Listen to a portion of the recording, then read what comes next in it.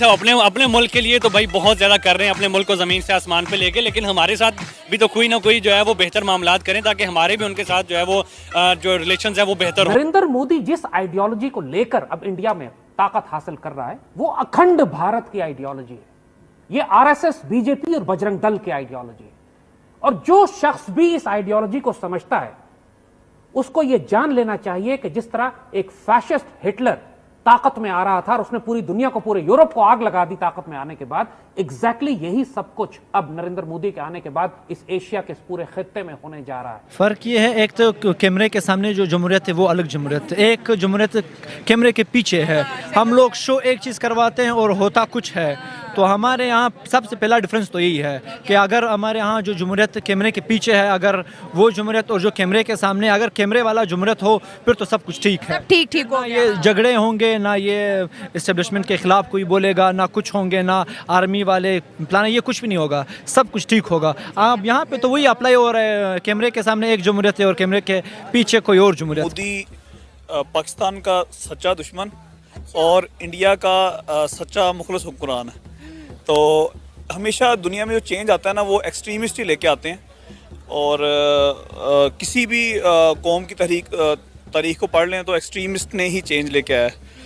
तो ये है कि तो दोस्तों, जैसा कि आप जानते हैं कि इलेक्शन के रिजल्ट आ गए हैं और जिसमें प्रधानमंत्री मोदी जी की सरकार फिर से वापस बनती हुई दिखाई दे रही है। और इस चीज की जानकारी अब पाकिस्तान में भी पहुंच चुकी है, क्योंकि पाकिस्तानी इस बात को जानते हैं कि यदि फिर से सत्ता में मोदी सरकार आई तो इनकी जो है दाल भारत में गलने वाली नहीं है। इस चीज को लेकर यहाँ पाकिस्तान में काफी हो हल्ला मचा हुआ था इस चीज को लेकर। लेकिन अब फिलहाल रिजल्ट आ गया है और उतना मार्जिन भाजपा को नहीं मिल पाया है जितना पहले मिला था या जितने की उन्होंने उम्मीद लगा कर रखी थी। फिलहाल जैसे तैसे बीजेपी गवर्नमेंट बनाने में सक्षम रहेगी, लेकिन इनके सत्ता में आते ही फिर पड़ोसी देश पाकिस्तान को खुजली मची है और वहाँ के जो लाल टोपी हैं, वहाँ के जो पत्रकार साहब हैं, उन्होंने फिर आग उगलना चालू कर दिया भारत के खिलाफ, मोदी के खिलाफ, और काफी कुछ कहा सुना जो आपको वीडियो में देखने को मिल जाएगा। इसके बाद में अब वहाँ की जो आवाम है वो इस चीज को लेकर परेशान है कि काश मोदी जी हमारे साथ अच्छे रिलेशन बनाए और हमें फिर से उबारें उन सब चीजों से, गरीबी से और सारी समस्याओं से। शायद मोदी जी इस बार उबारने की कोशिश करें और इस चीज की वो भीख मांगते हुए दिखाई दे रहे हैं। लेकिन बीजेपी की इतनी कम सीटें क्यों आई, किस वजह से आई, इस चीज को एनालाइज करना तो बीजेपी का ही काम है। लेकिन हमारी जहां तक सोच है ये है कि हमारे लोगों को शायद ये समझ में नहीं आ रहा है कि वाकई में बीजेपी क्या कर रही है और बीजेपी किस तरह से भारत को आगे बढ़ा रही है, किस तरह से बीजेपी ने करप्शन को खत्म किया, किस तरह से बीजेपी के पूरे शासनकाल में इन 10 साल के टर्नओवर में कभी कोई बहुत बड़ा स्कैंडल सामने नहीं आया भ्रष्टाचार को लेकर या किसी प्रकार से। लेकिन फिर भी बीजेपी को हराने के लिए पूरी की पूरी पार्टियां एक तरफ हो गई और फिर भी बीजेपी सत्ता में आई, तो ये बहुत बड़ी बात है। और तीसरी बार आई, ये बहुत बड़ी बात है। हैट्रिक मारना अभी तक इतिहास में नहीं हुआ था, लेकिन इस बार वो भी इतिहास रच दिया गया मोदी जी के द्वारा। और इन सब चीजों से पाकिस्तानी काफी हैरान है और परेशान है, क्योंकि उनको पता है कि मोदी जब तक रहेगा तब तक पाकिस्तान का हाल ऐसा ही रहने वाला है। क्योंकि इससे पहले जब आप देखते थे कि कांग्रेस गवर्नमेंट में क्या होता था, किस तरह से पाकिस्तानी यहाँ पर हमला वगैरह किया करते थे और कितना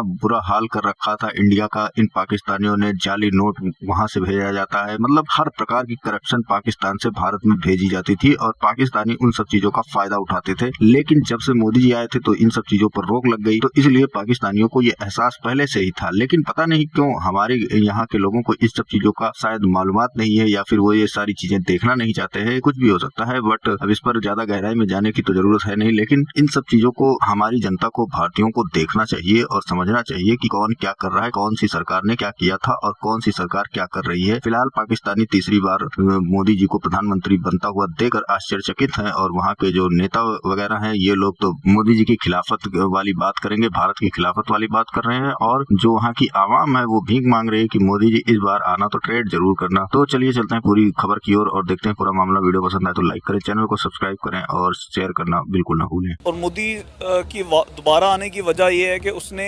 इंडिया की मईशत को बहुत ऊपर लेके आया कि दुनिया की बड़ी मईशत में आ गया। ऐसी वो पर्सनैलिटी बनकर उभरा है ना, इंडिया में रोल मॉडल बन गए। हर यंग जनरेशन का जो भी यंग उधर से उठता है ना, वो मोदी मोदी जो है ना वो बोल रहा होता है। और इतनी मेजोरिटी के साथ जीतना, मैं कहता हूँ भाई कोई ऐसा वर्ल्ड लीडर नहीं है जितनी मेजोरिटी के साथ जीता और इतने कंसिस्टेंट परफॉर्म कर रहा हो। तो भाई ये क्रेडिट सारा जो जाता है ना ये मोदी को ही जाता है। यहाँ बस ये सिर्फ शो करवाते हैं कि कैमरे में हमारी जमहूरियत कैसी है, लेकिन अगर पीछे देखा जाए तो हमारी जमहूरियत तो बिल्कुल है ही नहीं। बिल्कुल 1947 से लेकर आज तक कोई एक भी कंफर्म नहीं हुआ है। वो इसीलिए कि ना ये बातें एक करते हैं और करते कुछ भी नहीं है। वही जो मैंने आपको पहले कहा है वही चीज़ है। इस चीज़ में अगर बंदा चेंज ले आए कि जो चीज़ कैमरे के सामने है वही अगर कर ले। यहाँ पे ना एक तो आवाम हमारी इतनी गर्क है कि सिर्फ नाम जो है वो जमहूरियत का ले लेते हैं, एक भी नहीं है। कुछ जो बताने चोरों के पीछे हैं उनको वही सही लगते हैं। बीजेपी की पार्टी है, इसका जो एजेंडा है वो बेसिकली तो मुसलमानों के खिलाफ है। तो अब पिछले 5 सालों को देखा जाए तो काफ़ी बेहतरी आई है। वैसे कांग्रेस जो है वो मुसलमानों के लिए बेटर है, लेकिन भारतीय जनता पार्टी जो कि इसने 5 सालों में काफ़ी ग्रोथ की है, तो अब शायद पॉइंट ऑफ व्यू लोगों का चेंज हो गया हो, तो इसलिए फिर यही बेस्ट रहेगा। रिलेशंस बेहतर होने भी चाहिए। उसकी वजह ये है कि दोनों मुल्कों के मफाद के लिए बहुत बेहतर है। स्पेशली हम बात करेंगे इंडिया के लिए वो बेहतर हो ना हो, लेकिन पाकिस्तान के लिए बहुत बेहतर साबित हो सकते हैं अगर पाकिस्तान अपने रिलेशंस अपने हमसाए इंडिया के साथ कर ले। तो थिंकिंग वाला बात है वो ये है कि इंडिया में जमहूरियत है, पाकिस्तान में नहीं है। मानती हूँ, एग्री हाँ। सबसे जो बुनियादी पॉइंट है वो ये है कि यहाँ इन तबाही के पीछे हाथ किसका है? पॉलिटिशियन का है, जो जुडिशरी का है, किसका है? समझ गए? हाँ समझ गए। मिली भगत ही है ना। वरना इधर इलेक्शन हो गए, कौन जीत गया कौन हार गया सबको पता है। नरेंद्र मोदी को गालिबन कोई 300 से ऊपर सीट्स इस वक्त हासिल हैं, पर जिस तरह नरेंद्र मोदी की तरफ से बार बार ये कहा जा रहा था कि अब की बार 400 पार, तो 400 पार तो नहीं हो पाया, बट एक सिंपल मेजॉरिटी इनको हासिल हो चुकी है और मुतवक्के हैं कि नरेंद्र मोदी ही अब 3rd टाइम प्राइम मिनिस्टर होंगे हिंदुस्तान। Congratulation to Narendra Modi. और दूसरे नंबर पे इंडिया को मैं कांग्रेचुलेशन करूंगा कि बड़े खुशकिस्मत लोग हैं कि उनको ऐसी जो है वो मोदी साहब उनको मिले, और जिस तरह की उनकी तरक्की हम देखते आ रहे हैं अगर 10 सालों में, तो मेरे ख्याल में उन्होंने इंडिया की किस्मत बदल के रख दी है इन 10 सालों के अंदर, और 5 साल मजीद उनको मिल गए। मेरे ख्याल में अब मजीद जो है वो दुनिया के ऊपर छाएंगे वो, जिस तरह मुझे लगता है शायद दूसरा अमेरिका जो शायद इंडिया बन जाए, जिस तरह नरेंद्र मोदी वापस आ गए। जो भी हो, जमहूरी पार्टी हो, पॉलिटिकल पार्टी हो, वो इंडिया में अच्छा गवर्नेंस करेगी, गवर्नमेंट्स अच्छा बनाएगी, आवाम के फ़ायदे की बनाएगी, तो इम्कान ही है कि वो 10 साल किए 10 साल और भी कर सकते हैं ऐसे मुल्कों में। ठीक हो गया। और ये कोई नई बात नहीं है। अमेरिका और यूरोप और इन सब ममालिक में इसी तरह चलता है। अखंड भारत की जो आइडियोलॉजी है, याद रखिएगा, जो ग्रेटर इंडिया की आइडियोलॉजी है, इसी तरह की एक आइडियोलॉजी इसराइल के पास भी है, ग्रेटर इसराइल की। इसराइल को एक्सपैंड करना था मुस्लिम मिडल ईस्ट में, पूरी मुसलमान मशरक़ वस्ता में इसराइल ने फैलना था। ग्रेटर इसराइल का जो उनका ख्वाब है वो मदीने की रियासत तक आता है, इसीलिए उनको इराक को, शाम को, मिस्र को, सऊदी अरेबिया को तोड़ना जरूरी है, और वो जंग आप पूरे खित्ते में देख रहे हैं। इसी तरीके से इंडिया उस वक्त तक मुकम्मल नहीं होता, इनका अखंड भारत मुकम्मल नहीं होता जब तक ये नेपाल से लेकर काबुल तक एक वो रियासत नहीं बना लेते जो अशोका की रियासत 2000 साल पहले, 3000 साल पहले इनकी हुआ करती थी। और जिस तरह हमारी उन्होंने क्रिकेट बैन की हुई है, हम ये भी चाहेंगे कि हमारी क्रिकेट भी जो है वो बहाल की जाए, और हमारे साथ जो ट्रेड वाले मामला हैं, ट्रेड के ऊपर भी हमारे साथ जो है वो कुछ ना कुछ किया जाए, ताकि हमारा मुल्क भी जो है अगर वो तरक्की कर रहे हैं तो कहीं ना कहीं हम भी तो उनके हमसाए हैं, तो हम भी जो है वो उनके साथ कहीं ना कहीं तरक्की करें। वहाँ पे जमहूरियत है इंडिया में, वहाँ पे कोई जमहूरियत पे शब खून नहीं मारता, वहाँ पे कोई अमरीत नहीं होती हमारे पाकिस्तान की तरह। तो यहाँ तो पूरा जैसे हमारा ये रिसेंट इलेक्शन था वो चुरा लिया गया, और अवामी तौर पे भी हमारी जो उमंगें थी वो दबा दी गई।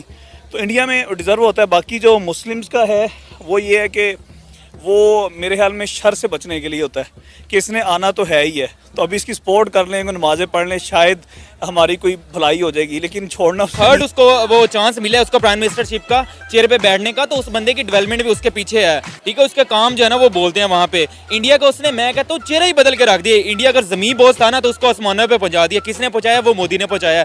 अभी 6-7 महीने अगर पहले की आप बात कर लेना तो पाकिस्तानी रुपये और इंडियन रुपये में तकरीबन इंडियन रुपये जो 1.5-2 रुपये का था पाकिस्तानी, और आज 3.5 रुपये से भी ऊपर हो गया। यही एक्स प्राइम मिनिस्टर था जो कि कारगिल की वार में हार का सबब बना था, नवाज शरीफ। उस वक्त पाकिस्तानी जो आर्मी थी, अगर उस वक्त तो देखे जाए तो पाकिस्तानी आर्मी कारगिल वार पर काफ़ी स्ट्रॉन्ग थी, लेकिन हमारे प्राइम मिनिस्टर की जो नाकिस पॉलिसियों की वजह से ही तो फिर मामला ख़राब हुआ था। अब तो वो तो फिर यही कहेगा, क्योंकि पूरा पाकिस्तान यहाँ पाक फौज के खिलाफ बोल रहा है, तो फिर उसे तो वो तो एब्सोल्युटली कहेगा कि हम खराब थे, लेकिन उस वक्त तो हम बिल्कुल स्ट्रॉन्ग कंडीशन में थे। इस वक्त तो मोदी नहीं बोल रहा, मोदी का काम बोल रहा है। मतलब कि आप कोई भी चीज़ उठा के देख लें, आपको India top of the list नजर आएगा। मतलब हमें तो ये रिपोर्ट्स आ रही हैं कि यार मोदी या इंडिया जो है वो चाइना को कम्पीट इवन बीट करने की पोजीशन में आ चुके हैं। आप देख लें टेस्ला का इंडिया में आना, इसके अलावा बाकी देख लें अंबानी का जितना भी इंडिया में किरदार है, मतलब उसमें भी जारी सी बात है कि मोदी का कहीं ना कहीं हाथ है। तो ये चीज़ें जो है इसमें डेफिनेट बात है, भी क्रेडिट उसको। इलेक्शन से कई मंथ कबल ये बहुत से माहिरीन कह चुके थे इस एतबार से कि जिस रुख में नरेंद्र मोदी भारत को इस वक्त ले जा चुका है, बहुत मुश्किल है कि कोई भी जो उनका मद्दी मुकाबला है उन्हें शिकस्त दे पाए इस इलेक्शन के। जब तक आप अपने हमसायों के साथ ताल्लुकात बेहतर नहीं करेंगे तो आप अपनी तरक्की में पहला कदम उठा नहीं पाएंगे। अभी तक अगर हम बात करें हमारे इलेक्शनों के बाद भी पाकिस्तान अभी तक स्टेबल पोजीशन में नहीं है। ना तो कोई मुल्क हमें कर्जा देने के लिए तैयार है, ना कोई मुल्क हमारे साथ आगे बढ़ने के लिए तैयार